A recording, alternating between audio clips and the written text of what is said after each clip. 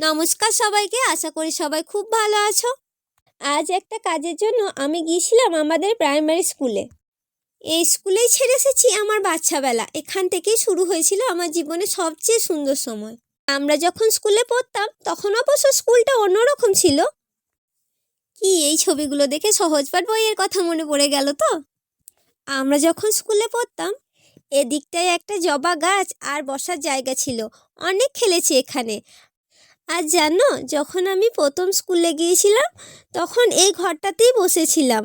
সে সময় এটা অবশ্য একতলা ছিল। এই ছাদটার তো কোনো সিঁড়ি ছিল না, তাই এই ছাদটা নিয়ে আমরা কতই না আকাশ কুসুম ভাবতাম। কি মিষ্টি ওর হাসিটা না। বাচ্চাগুলো এখন জানেও না ওরা এখন জীবনের সবচেয়ে সুন্দর সময় কাটাচ্ছে। আর এই যে স্লিপটা দেখছো, এটাই ছিল আমাদের খুশির কারণ। সারা দিন এখানে কাটাতাম আর এভাবে সিঁড়ি বেয়ে না উঠে স্লিপ বেয়ে উঠতাম।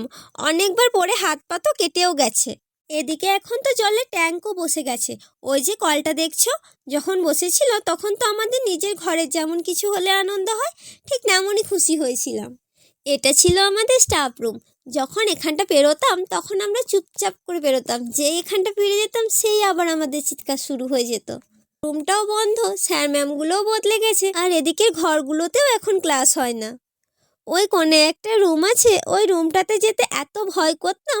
একা একা রুমটায় বোধহয় কখনো যাওয়াই হয়নি। ভাবতাম ওখানে বুঝি ভূত আছে। এখন এগুলো গল্প। খুব মিস করি আমাদের ছোটবেলার স্কুলটাকে। কত স্মৃতি জড়ানো আছে এখানে। তোমরাও নিশ্চয়ই তোমাদের ছোটবেলার স্কুলটাকে মিস করো। কত তাড়াতাড়ি আমরা বড় হয়ে গেলাম, তাই না? আর বাচ্চা আমিটা এখানেই পড়ে রইলো।